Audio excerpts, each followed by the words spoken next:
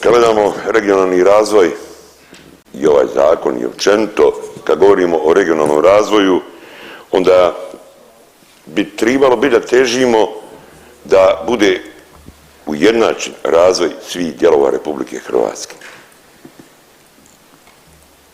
I usmjeren prema svakome čovjeku, poglavito na prostorima gdje nemaju uvjete koje bi morali imati po Ustavu jednake, po pitanju zdravstva, po pitanju obrazovanja, po pitanju infrastrukture.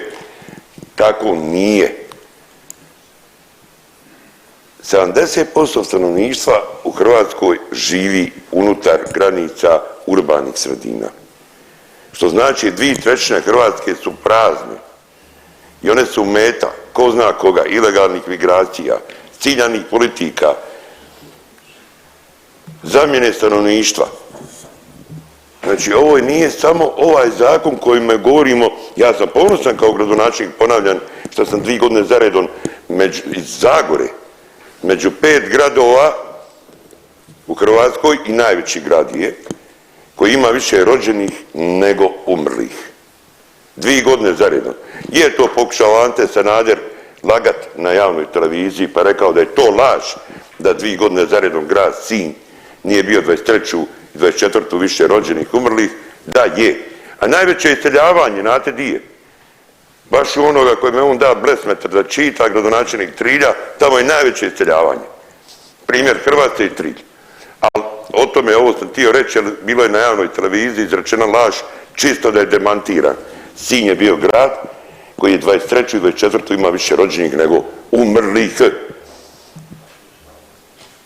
I to je najbitnije. Najbitnije je da ljudi ostanu na tim područjima. Kolegice Orešković, da kolegice Orešković, vas je imenovao zemljak moj, Zoran Milanović. Bili ste moderni kao u povjerenstvu za sukob odlučivanja interesa, pa ste se pritajili za vrijeme HDZ-a, pa kasnije kad su vas otpuhali, ja sam vas nažalost tada branio, kad su vas otpuhali, rekli ste, napadali ste Milanovića pa vas je prozvao narikačom, pa vi kao narikača na njegovu listu kako biste dokopali Sabora. Nema takvog razvoja. Izađite van iz granica Zagreba, komfora i bezaznog blebletanja. Kandidirajte se za gradonačelnicu, pa vodite neku sredinu, vodite nešto. Nije dovoljno ujutro pobiti kao i trg u Sabor tu sa zagrebačkih ulica i nemate pojma o čemu se radi. Nego vam se pričinjao dimnjačar Ustaša. Nije to regionalni razvoj dimnjačar Ustaša. Niko od vas sad ko ima mećemo dimnjačaru bilo. A ja bi sad malo o ovome zakonu. Ja ne kažem da mi nemamo tu određene mehanizme kao čelnici jedinica lokalne samouprave. I tu mehanizam i Sinj ga koristi, on je u splitskoj aglomeraciji, imamo 2 projekta, volio da i više projekata, jer imamo više gotovih pripremljenih projekata u gradu Sinju. Evo tu je Bota, on je moj zemljak i on zna da ima više, imamo problema dole koji treba rješavati, a imamo projektne dokumentacije. Ja bih želio da ima više. I tribalo bi više Dalmatinskoj Zagori. Meni je drago da ima u Slavoniji puno tih projekata kako zove Slavonija. Ali žao mi je što se iseli. Znači što sam više dali para u Slavoniji, vam više ljudi došlo ča. Dajte vi vam dole gdje ljudi isto žele ostati. Već ako ste stavili Sinj da smo razvijeni, 5., Trilj je 3., ovo i 3., nemam pojma, to je selilo, sve živo, evo zna Bota to vrlo dobro, nažalost. Preda se slika zarobljenih medija, poglavito u Dalmaciji, želi prikazati drugačije, da Sinj tone, šta je neistina i nikad neće potonuti. Znači ja bi u ovome zakonu rekao ima tu stvari koji mi možemo, međutim imamo previše županija, vjerujte mi. A mi smo 3.800.000 ljudi. Čak i manje. Mi padamo po stanovništvu. U zadnjih 10 godina 380.000 ljudi manje je. Znači nebitno Slavonija, Lika, Gorski kotar, Ravni kotari, Skradin, Zaleđe, moja Zagora, nebitno je.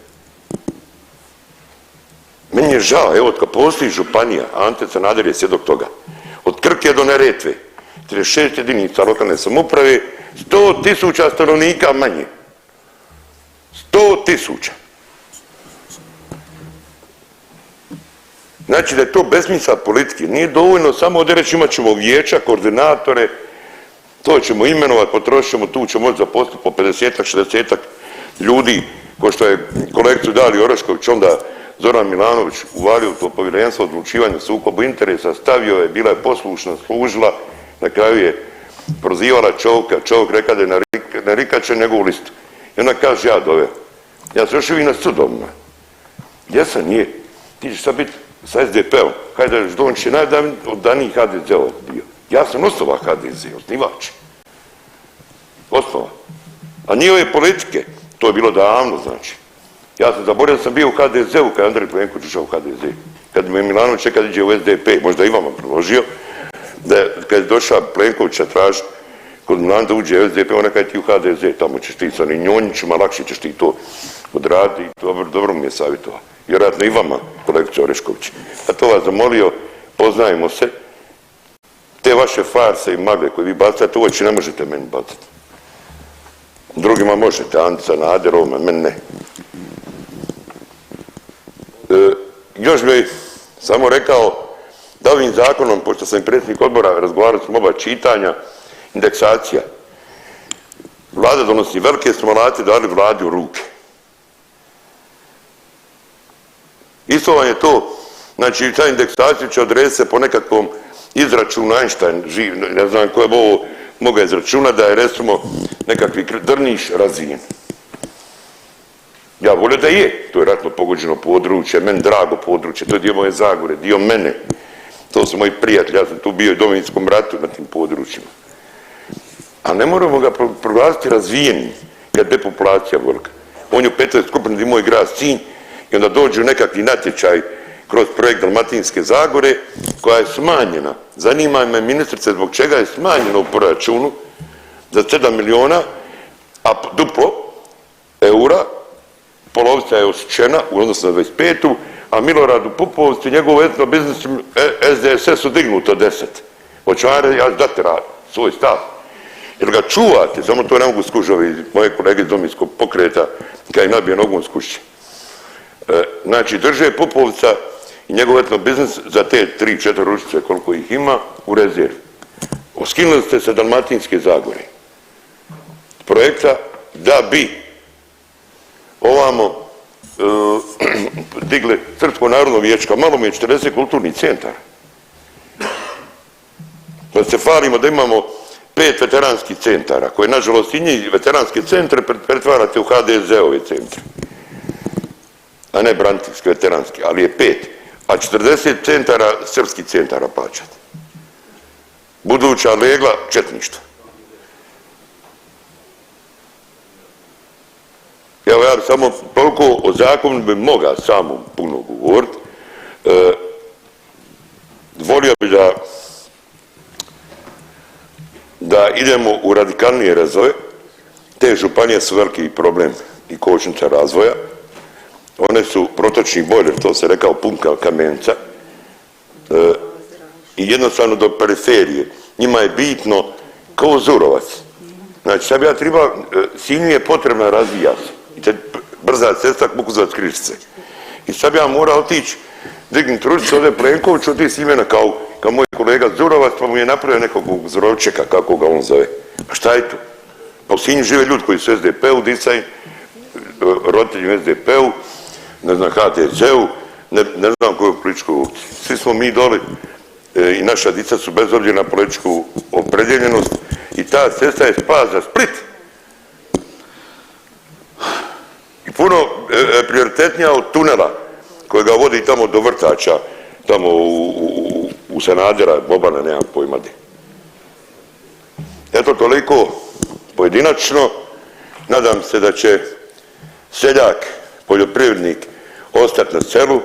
Ovo što je malo ostalo, ali se bojim jer je popalio sve Grlić Radman, što ima popaliti prasad i popalio je, diga je pare. Prema tome moramo se boriti za jako selo, jakog seljaka, jake ove 2/3 Hrvatske, jer bez njih, dame i gospodo, vi iz Zagreba ovdje koji ste, i većih sredina. Bez bogata seljaka nema bogate Hrvatske.